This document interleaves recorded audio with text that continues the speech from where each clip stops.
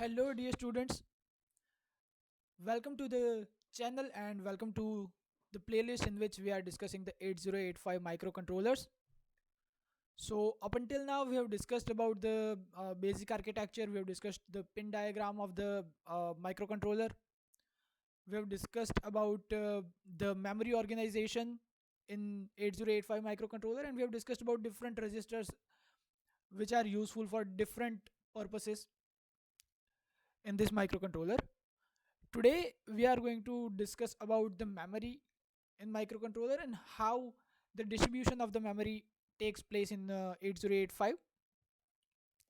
But if you are not familiar with the pin diagram and architecture, if you want to know about it, you can click on the link flashing on the top right hand side corner of your screen. It will take you to my previous lecture, which will be very helpful.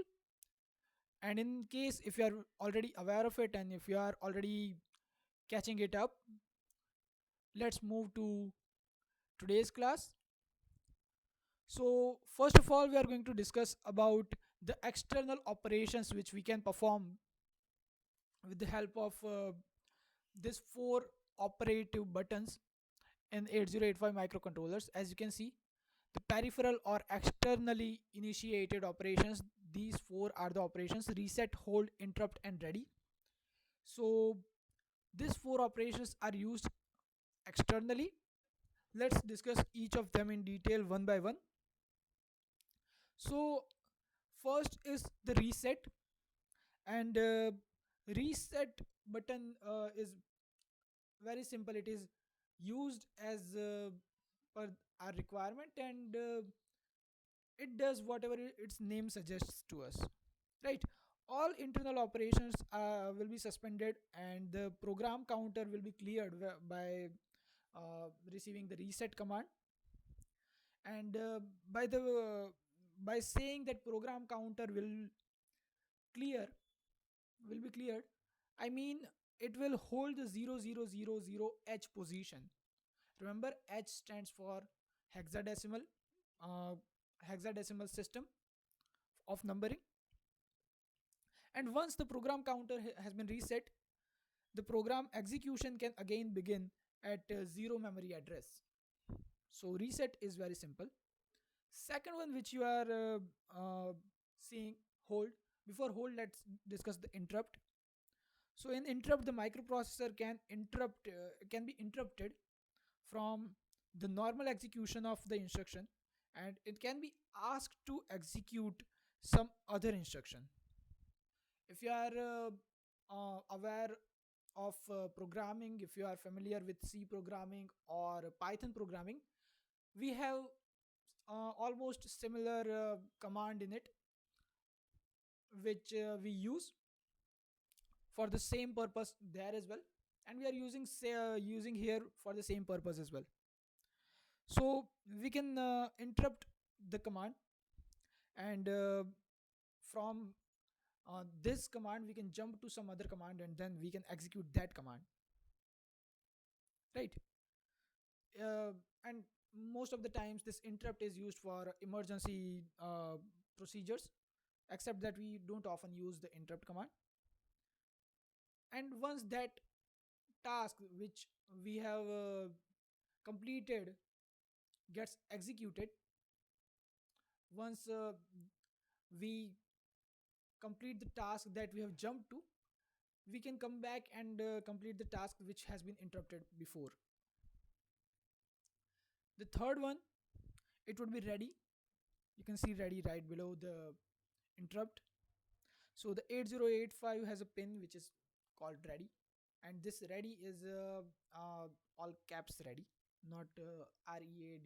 On the pin diagram we have seen it already. So if signal at ready pin is low, then the microprocessor enters into the wait state, and it will wait for some time. So primarily this command is used to synchronize the slower peripherals with the microprocessors.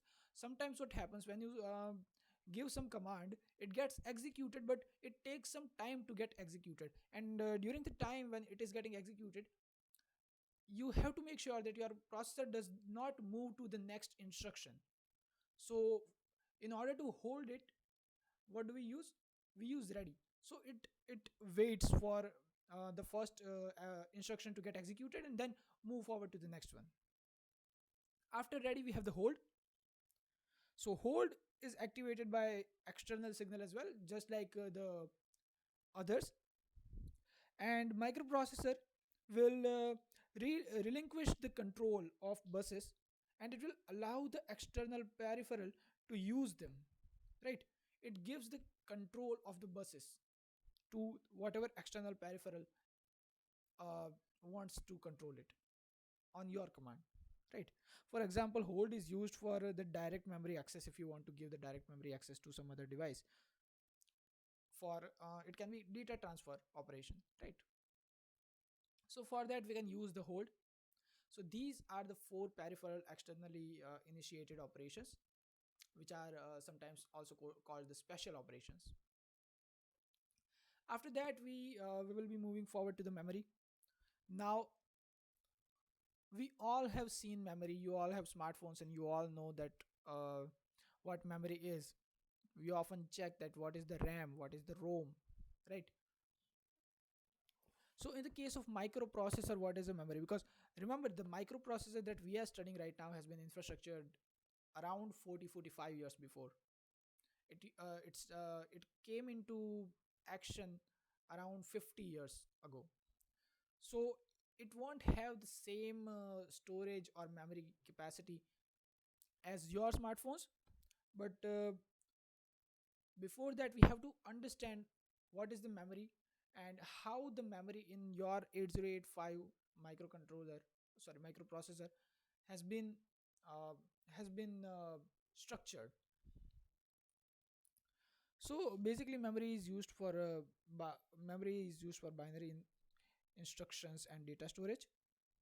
And there are basically two types of memory, right? So first one is the called primary memory, which includes the read and write memory and the ROM, read only memory. And second one is the storage memory, which you will be seeing in the form of the magnetic disks or the tapes. We don't have tapes around this time, like but we used to see the tapes earlier. So basically, what is a memory? If you want to define it in the terms of microprocessor, what is a memory? So memory is number of bits stored in the register, right? Number of bits stored in your register is memory in terms of the microcontroller or microprocessor, right? And where do we store the memory? We store the memory in memory devices, and memory devices can be of different sizes. Now, this memory, the read or write memory, which I've told you about, it can be made of some particular number of registers. And combining some registers, what do we construct? We construct a flip flop, which also sometimes called memory cell, right? And sometimes we also call it a latch. And after flip flops, we move to FETs, right? Field effect transistors, which stores the information for us, right? Which stores the information, which stores the information in, and we call it storage of memory. Now, once you have stored the memory, how would you locate it? How would you know where did my memory go? So for that, you always have the address of that particular memory, and without the address, you won't be able to locate it, right? So you need some address. So what is memory address? So in microcontrollers or microprocessors or in any kind of memory chip, all the registers are arranged in a particular manner in a sequence, and based on that sequence we can identify them by some different digits, or you can say binary numbering. And that binary numbering is called memory address.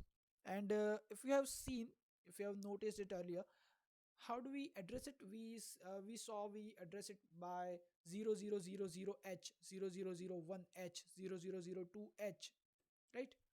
That's how we used to address it. That would be the address of my memory. Now, in order to communicate this memory with microprocessing unit, your microprocessing unit should be able to do these three tasks which are very vital. First one would be to selecting the chip wherever it wants to communicate. It has to select to which chip you want to communicate, right? Second one, you have to identify the register, which register. Okay, because the chip which you have selected, let's say I have selected 8085. In the previous class we have seen how many registers do 8085 have, right? We have A, B, C, D, E. You have H and L. So in which register you have to with which register you want to communicate, to which register you want to uh, send or receive the memory, or from which location you want to read or write. So you have to identify the register, and once you have identified, you can read from that register or you can write into that register. So these three are the steps which you always have to follow in the same order which I've elaborated, in order to uh, communicate with memory to microprocessing unit. Once you have reviewed the whole explanation which we have just summarized, we can summarize the requirement of the memory chip. And once we summarize the requirement of the memory chip, we can build the model and match the requirements with the microprocessor bus concept. And in previous class only we have discussed the organization of the microprocessing bus. So now you would be able to understand this concept in a better way. So a simple memory chip, what does it require? It requires address lines to identify the memory storage. And the number of address lines required would be determined by the number of the registers in that chip. And that we also saw in the previous class. We used to take it to the power of uh, n, 2 raised to n, right? So we saw how did it go from 1, 2, 4, 8, 16, 32, 68, 128, and so on. So the 8085 microprocessor has 16 address lines, and of those 16 address lines, the address lines which are important for the memory chip, they must be connected to my memory chip. Now how do you do that? How do you connect them to the memory chip? So the memory chip requires the chip select, which is given as a cs bar command or the cs bar signal, in order to enable the chip. And the remaining address lines which we saw from the previous step of my microprocessor, it can be connected to the chip select signal or cs signal through the interfacing logic. Now once you connect it with the interfacing logic, what do? The address lines which are connected to the address lines of the memory chip will select the register themselves. Okay, now you have selected the register. So which step we have already completed? See, we have already completed two steps. We have selected the chip, we have selected the register. Now you only have to do read or write whatever operation you want to do. So this memory address of the register which we have selected will be determined by the logic levels 0 or 1 of address lines, including the address lines used for the chip select options, chip select signal. Now we will be moving to the final step. The control signal can read, which is RD bar. If you want to write, it is WR bar signal. So you can either read or write from it. Let's say for read first. So control signal will read, and it will enable the output buffer, and the data from the selected register will be made available on the output lines.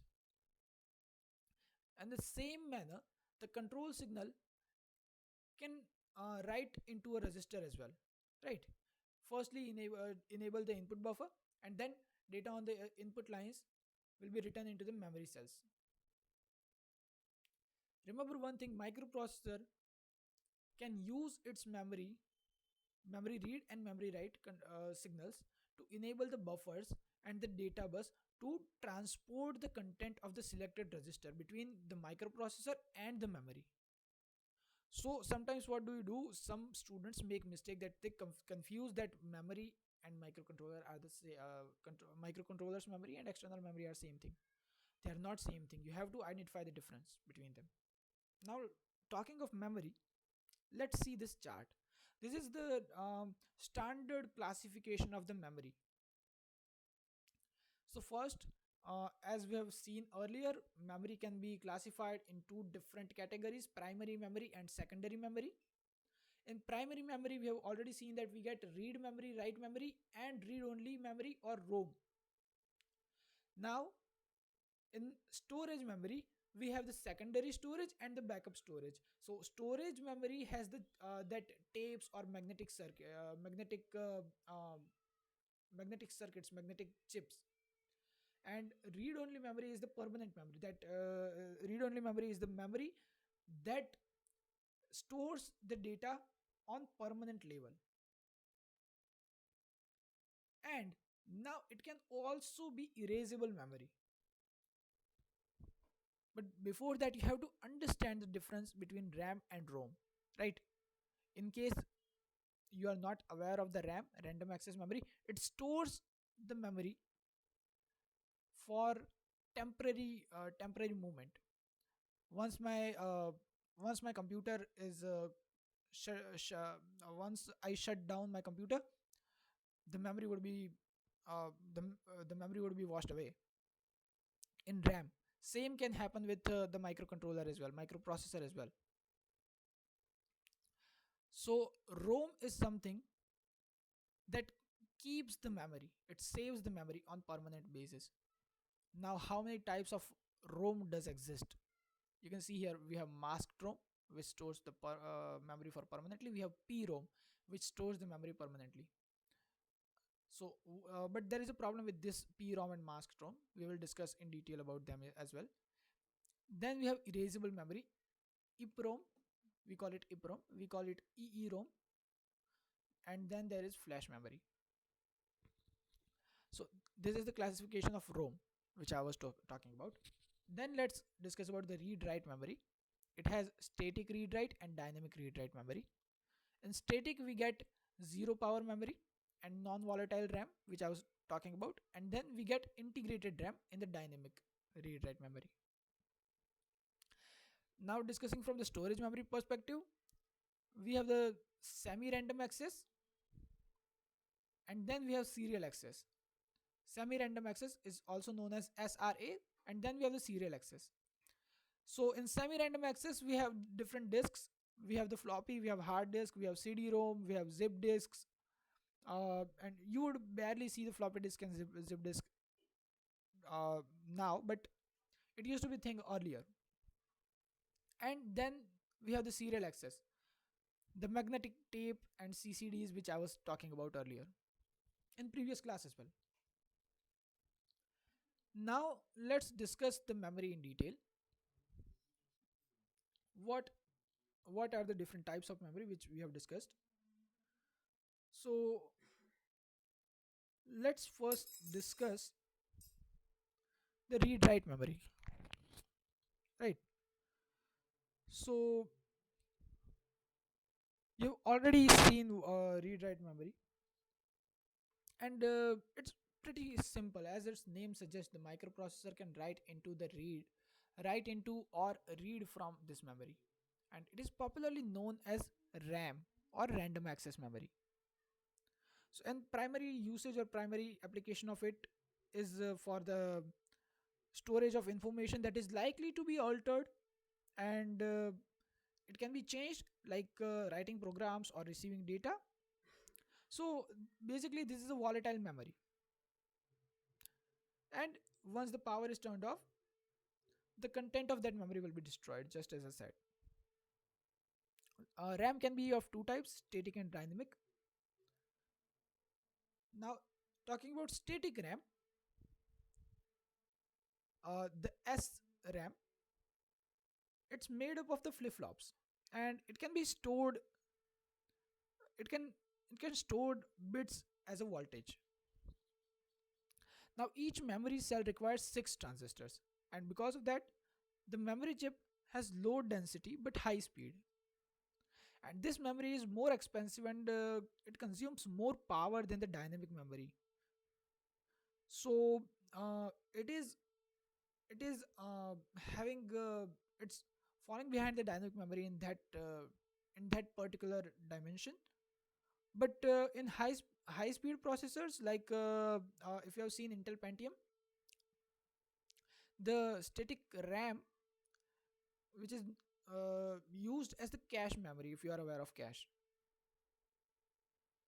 right? And in addition to this high speed cache memory, it is also included as an external memory to the processor in order to improve the performance of the system.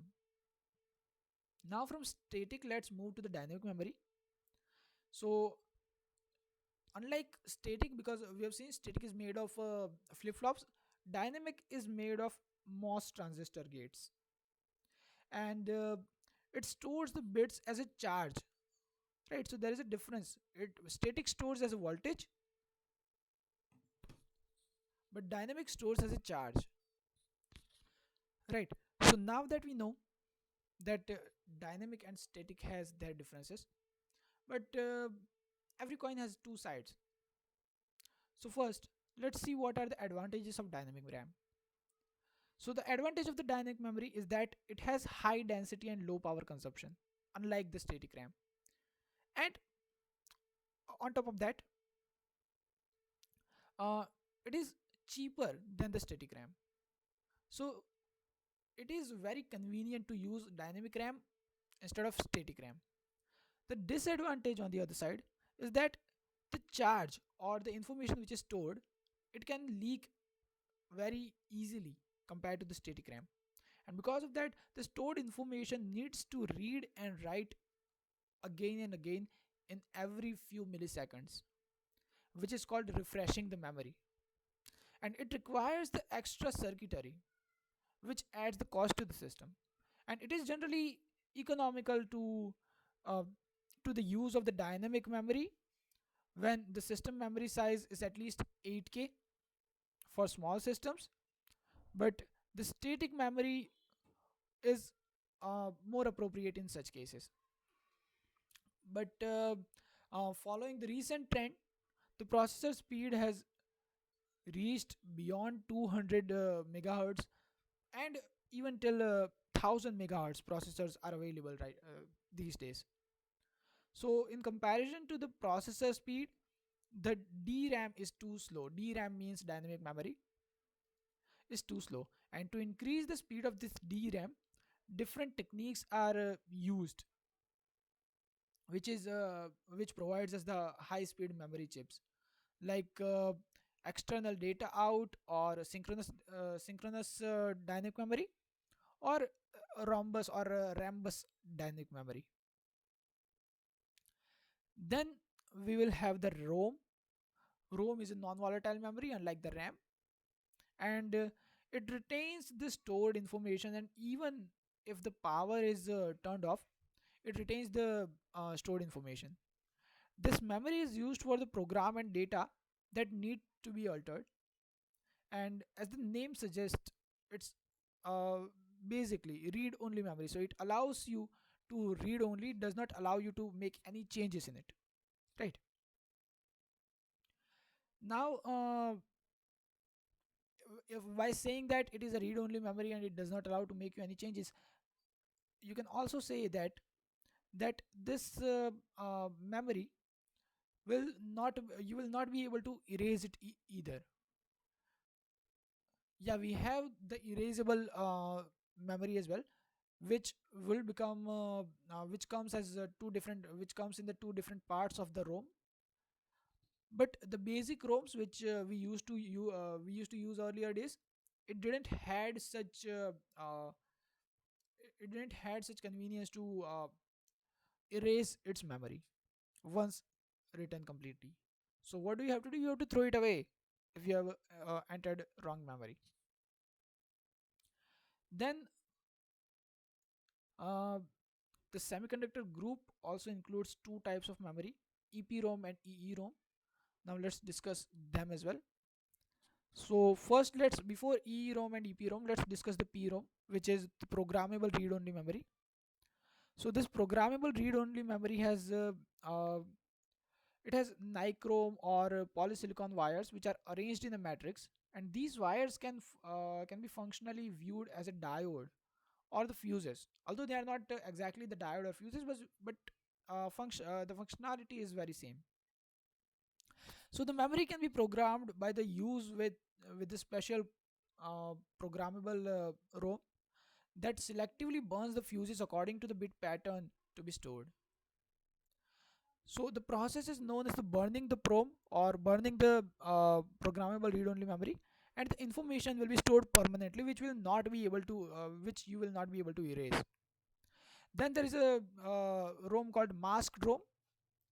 So in this ROM, a bit pattern is permanently recorded by the masking and the mentalization process. So the memory manufacturers are generally equipped to do this process, and it is an expensive and specialized process but economical for the large production quantities.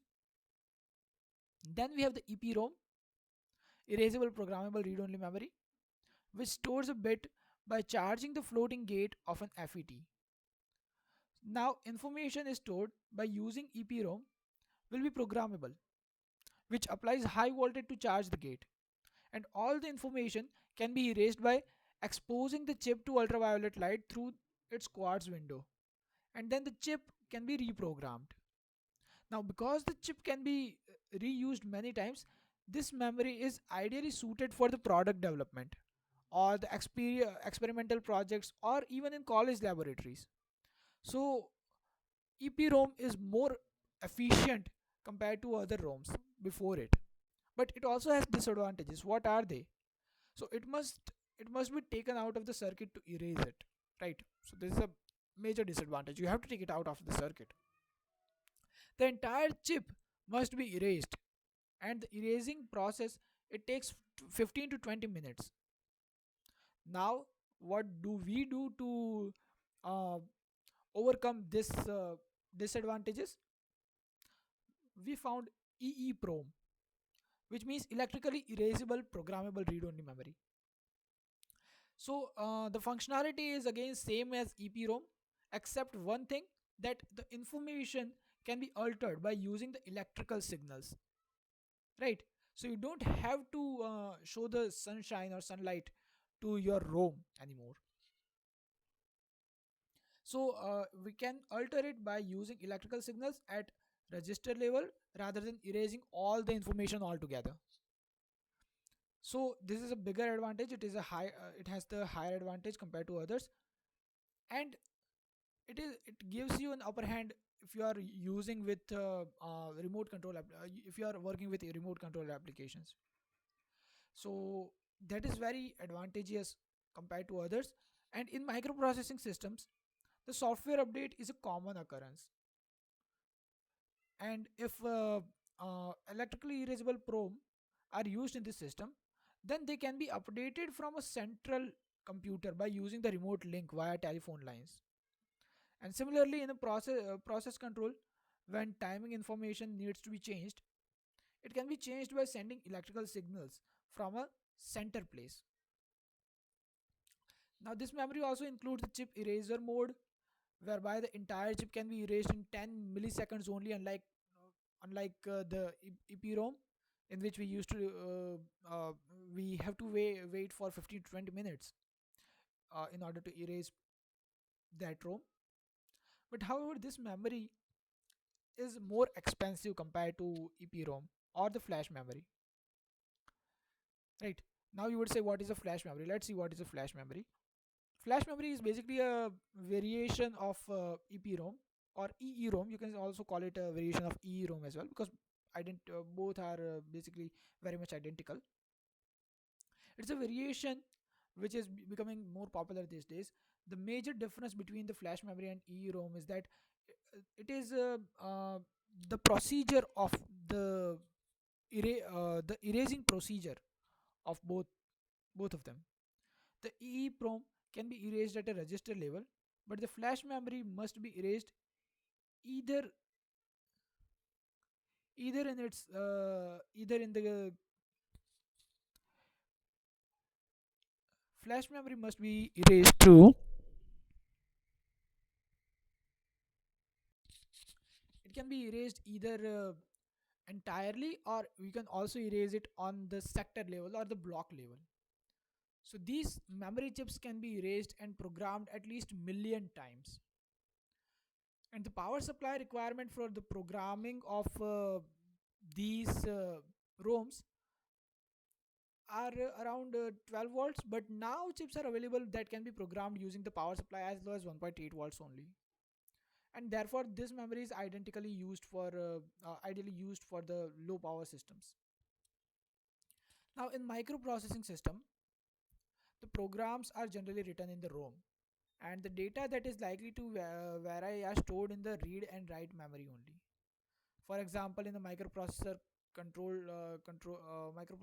or microcontroller which is used in the oven, the programs that run on the oven are permanently stored in the ROM, and the data as such as baking period, starting time, temperature are entered with the read write memory through the keyboard.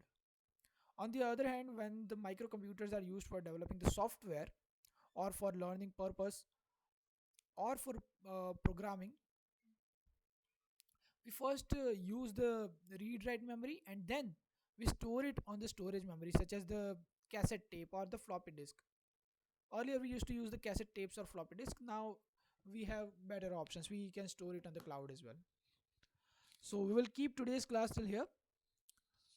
If you have any doubts, you can mention them in the comment section below. If you have any suggestions, feedbacks, everything is welcome. I will be seeing you next time.